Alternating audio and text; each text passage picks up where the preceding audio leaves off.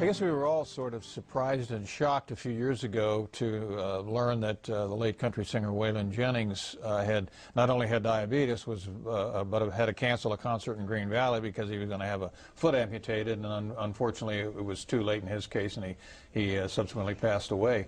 What happens with a diabetic? They know they have it, so how can some sort of complication like this occur?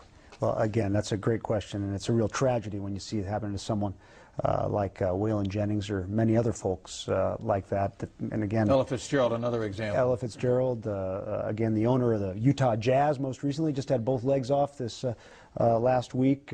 And these are folks that you'd say, gosh, they have everything available to them, all the best medicine and everything. They should know better. Well, maybe they should, maybe they shouldn't. But let's remember that what they've lost is before they lose their legs, they lose what we talked about, that gift of pain. Mm-hmm. And it's so profound, you know, because what happens is that folks that lose that, and that again is up to half of people with diabetes will ultimately have a significant amount of loss of what we call protective sensation in their foot, or neuropathy. These folks can wear a hole in their foot, just like you or I, Bob, will wear a hole in a shoe or a sock. And that hole, that is called a wound or an ulcer. Mm-hmm. And about half the time, or up to 60% of the time from some work we've done, found that can get infected. That can require an antibiotic. Once that happens, up to 1 in 5 of those people are going to lose their legs. Now, wouldn't in the course of that, I mean, how often do these people see a physician, or are they just not going to see the doctor and otherwise don't think to look at the foot?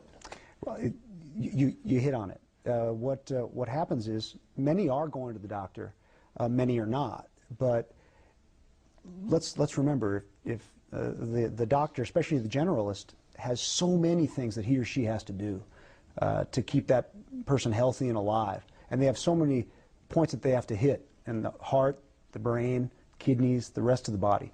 And these are things that can be symptomatic and can kill them right away. If someone walks into the office or the clinic, they're going to walk in with their shoes on, and they're not going to walk in with much pain. Maybe we need to have a podiatrist at every airport when people think, you know, before you put them back on, come over here. Bob, God forbid. But what I will tell you is that what we do need is it's so challenging because again, the general doctor, the generalist, and certainly the endocrinologist, the diabetologist, all the different players on the diabetes team, the healthcare team, have so many things that they have to do that if someone is not having symptoms, then sometimes they're not going to look.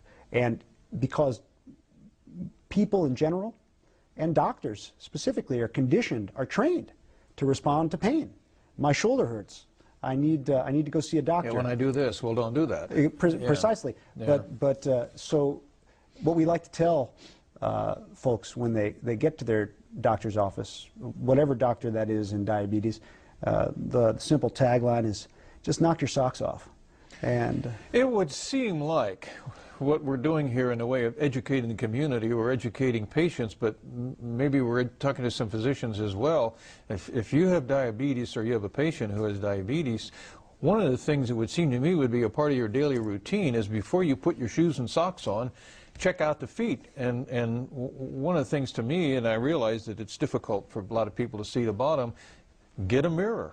Great. That's exactly right. And we like to say, if you just look at your feet every day, like you comb your hair, or you brush your teeth, or something like that, then you're going to probably spot 90% of the problems that could occur. And just as you mentioned, Bob, you're right on when you talk about the fact that some folks don't have the ability to look at their feet. Either they're too heavy, or they just can't move their foot, or they have lost some of their eyesight because of retinopathy, to be able to look at the bottom of their foot. In fact, about half of our patients that have significant problems can't actually see the bottom of their foot effectively. That being said, there are things that can help out. You mentioned things like mirrors, and there are mirrors that can be purchased now online that are actually scales and mirrors, and you can sit your foot on there and kind of look down at the bottom of your foot, and it looks like a carnival mirror, but it magnifies stuff. And there are also other things that can spot problems.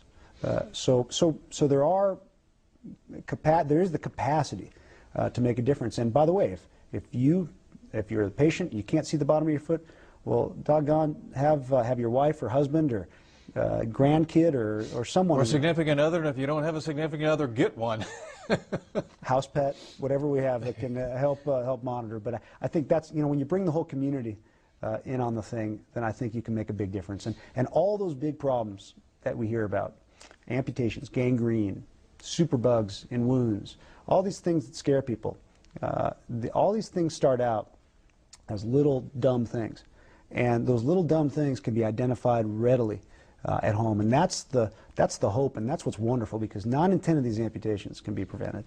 Now, one of the things I mentioned is the fact that by the time a lot of patients get to Dr. Armstrong, they are at that point where they have some of these issues, and yet Dr. Armstrong's mission is to say, let's see if we can fix it without removing the problem, and we'll talk about